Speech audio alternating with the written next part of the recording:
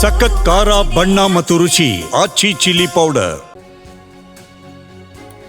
ಇನ್ನು ಒತ್ತುವರಿ ತೆರವು ಬಗ್ಗೆ ಹೈಕಮಾಂಡ್ಗೆ ರಿಪೋರ್ಟ್ ಅನ್ನ ನೀಡಲಾಗಿದೆ. ಹೈಕಮಾಂಡ್ಗೆ ರಿಪೋರ್ಟ್ ಕೊಟ್ಟಿದ್ದಾರೆ ಡಿಸಿಎಂ ಡಿಕೆ ಶಿವಕುಮಾರ್. ನಮ್ಮ ಪಕ್ಷದ ನಾಯಕರಿಗೂ ಕೂಡ ಮಾಹಿತಿಯನ್ನ ನೀಡಿದ್ದೇವೆ.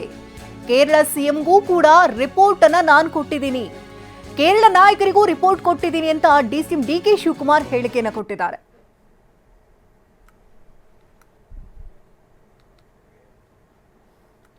ಈ ಬಗ್ಗೆ ಇನ್ನಷ್ಟು ಡೀಟೇಲ್ಸ್ ಅನ್ನು ಕೊಡ್ತಾ ಇದ್ದಾರೆ. ಸ್ಥಳದಿಂದ ನೇರ ಸಂಪರ್ಕದಲ್ಲಿ ಶಿವರಾಜ್ ಕುಮಾರ್ ಇದ್ದಾರೆ. ಶಿವರಾಜ್, ನಾವು ಗಮನಿಸ್ತಾ ಇದ್ವಿ, ಒತ್ತುವರಿ ವಿಚಾರ ಮುನ್ನೆಲೆಗೆ ಬರ್ತಾ ಇದ್ದಂತೆ ಹಲವು ಟೀಕೆ ಆರೋಪಗಳು ಕೂಡ ಎದುರಾಯಿತು. ನಂತರದಲ್ಲಿ ಬುಲ್ಡೋಸರ್ ರಾಜ್ ಅಂತ ಸಿಎಂ ಪಿಣರಾಯಿ ವಿಜಯನ್, ಕೇರಳ ಸಿಎಂ ಆಕ್ರೋಶವನ್ನು ವ್ಯಕ್ತಪಡಿಸಿದ್ರು. ಇದೀಗ ಕೇರಳ ಎಂಪಿ ಅಲ್ಲಿಗೆ ಡೈರೆಕ್ಟ್ ಆಗಿ ಎಂಟ್ರಿ ಕೊಟ್ಟಿದ್ದಾರೆ. ಸ್ಥಳದಲ್ಲಿ ಏನಾಗ್ತಾ ಇದೆ ಆಕ್ಚುಲಿ?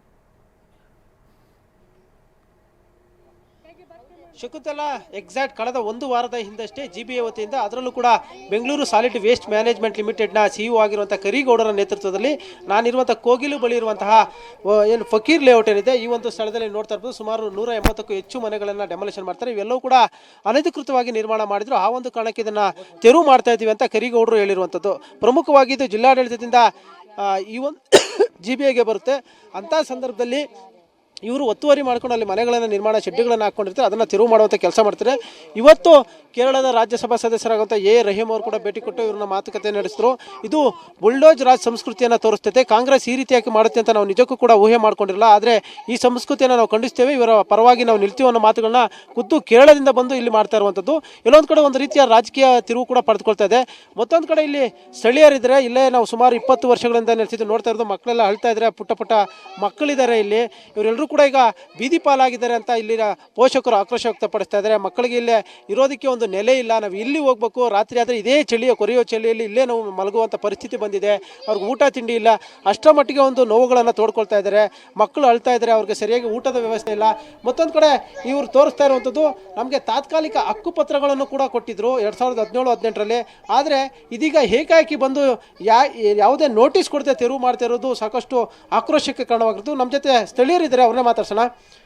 ನಮಸ್ತೆ. ನಮಸ್ತೆ ಸರ್. ಈಗ ನಿಮಗೆ ಇದು ಅವರು ಈಗ ಜಿಬಿಎ ವತಿಯಿಂದ ಹೇಳ್ತಾ ಇರುವಂಥದ್ದು, ಇದು ಸರ್ಕಾರದ ಜಾಗ, ಅವರು ಒತ್ತುವರಿ ಮಾಡ್ಕೊಂಡು ತೆರವು ಮಾಡಿದ್ದೀವಿ ಅಂತ. ಹೌದು ಸರ್, ಅವ್ರು ಹೇಳ್ತಿರೋದು ಬಂದ್ಬಿಟ್ಟು ಇದು ಸರ್ಕಾರದ ಜಾಗ, ಇಲ್ಲಿ ಇವರು ಅಕ್ರಮವಾಗಿ ಬಂದು ಮನೆಗಳನ್ನ ಕಟ್ಟಿದ್ದಾರೆ ಅಂತ ಅಂದ್ಬಿಟ್ಟು, ಮತ್ತು ಇವರು ಇಲ್ಲೇ ಪ್ರಜೆಗಳೇ ಅಲ್ಲ ಅನ್ನೋ ರೀತಿ ಅವರು ಸ್ಟೇಟ್ಮೆಂಟ್ ಕೊಡ್ತಿದ್ದಾರೆ. ಆದರೆ ಇಲ್ಲಿ ಇರ್ತಕ್ಕಂಥ ಪ್ರತಿಯೊಬ್ಬರದ್ದು ಕೂಡ ಅವ್ರ ಡಾಕ್ಯುಮೆಂಟ್ಸ್ ಚೆಕ್ ಮಾಡಿದ್ರೆ ವೋಟರ್ ಐ ಡಿ ಆಗಿರ್ಬೋದು, ಆಧಾರ್ ಕಾರ್ಡ್ ಆಗಿರ್ಬೋದು, ಪ್ಯಾನ್ ಕಾರ್ಡ್ ಆಗಿರ್ಬೋದು, ರೇಷನ್ ಕಾರ್ಡ್ ಆಗಿರ್ಬೋದು, ಪ್ರತಿಯೊಂದು ಸಹ ಇಲ್ಲಿರ್ತಕ್ಕಂಥ ದಾಖಲಾತಿಗಳೇ ಇರ್ತಕ್ಕಂಥದ್ದು. ಇವನ್ ಕರೆಂಟ್ ಬಿಲ್ ಕೂಡ ಇದೆ, ಅಂದ್ರೆ ಮೀಟರ್ ಕೂಡ ಕೊಟ್ಟಿದ್ದಾರೆ. ಕ್ಲಿಯರ್ ಆಗಿ ಹೇಳುತ್ತೆ 2012 ಅಂದ್ರೆ ಆ ವರ್ಷದಿಂದ ಏನಾದ್ರು ಕರೆಂಟ್ ಬಿಲ್ ಇದ್ರೆ ಅದು ಅಧಿಕೃತವಾಗಿ ಅವ್ರು ಆ ಜಾಗದಲ್ಲಿ ವಾಸ ಇದ್ದಾರೆ ಅನ್ನುವಂಥದ್ದು ಸ್ಪಷ್ಟವಾಗಿ ತಿಳಿಸುತ್ತೆ. ಆದ್ರೆ ದಿನದಿಂದ ದಿನಕ್ಕೆ ಒಂದೊಂದು ಡೆವಲಪ್ಮೆಂಟ್ಸ್ ಆಗ್ತಿದೆ. ಇವಾಗ 20ನೇ ತಾರೀಕು ಬಂದ್ಬಿಟ್ಟು ಏಕಾಏಕಿ ಇದನ್ನೆಲ್ಲ ನೆಲಸಮ ಮಾಡಿದ್ರು. ಆದ್ರೆ ಪುನಃ ನಿನ್ನೆ ಅಂದ್ರೆ 26ನೇ ತಾರೀಕು ಪುನಃ ಜಿಬಿಎ ಅವ್ರು ಬಂದ್ಬಿಟ್ಟು ಟ್ರಂಚ್ ಹಾಕ್ತಿವಿ ಅನ್ನುವಂಥದ್ದನ್ನ ಹೇಳ್ತಿದ್ದಾರೆ. ಅಂದ್ರೆ ಇಲ್ಲಿಂದ ಜನಗಳನ್ನ ಒಕ್ಕಲು ಎಬ್ಬಿಸ್ತಕ್ಕಂಥ ಕೆಲಸನ ಕಾಂಪೌಂಡ್ ಕಟ್ತಾರೆ, ಒಳಗಡೆ ಯಾರು ಬರ್ಲಿಕ್ಕಾಗಲ್ಲ, ಹೋಗ್ಲಿಕ್ಕಾಗಲ್ಲ. ಸರ್ಕಾರದ್ದೇ ಜಮೀನ್ ಆಗಿದ್ರು ಸಹ ಇಲ್ಲಿ 20-25 ವರ್ಷದಿಂದ ಏನು ಜನರು ವಾಸ ಮಾಡ್ತಿದ್ದಾರೆ, ಅವ್ರಿಗೆ ಪರ್ಯಾಯ ವ್ಯವಸ್ಥೆ ಅನ್ನುವಂಥದ್ದನ್ನ ಮಾಡಿಬಿಟ್ಟು ಸರ್ಕಾರ ನಂತರ ಇದನ್ನ ನೆಲಸಮ ಮಾಡಿದ್ರೆ ಅದು ಬೇರೆ ರೀತಿ ಆಗ್ತಿತ್ತು. ಆದ್ರೆ ಏಕಾಏಕಿ ಇವಾಗ ಬೀದಿಗೆ ಬಂದಿರೋದ್ರಿಂದ 1 ವಾರ ಆಗಿದೆ, ಯಾವುದೇ ಸರ್ಕಾರದ ಅಧಿಕಾರಿಗಳು ಸಹ ಇಲ್ಲಿ ಬಂದು ವಿಸಿಟ್ ಮಾಡಿಲ್ಲ. 2 ಕಮಿಷನ್ ಮಾತ್ರ ವಿಸಿಟ್ ಮಾಡಿದೆ ಇದುವರೆಗೂ ಸಹ. ಒಂದು ಮೈನಾರಿಟಿ ಕಮಿಷನ್ ಮತ್ತೆ ಇನ್ನೊಂದು ಚೈಲ್ಡ್ ರೈಟ್ಸ್ ಪ್ರೊಟೆಕ್ಷನ್ ಕಮಿಷನ್.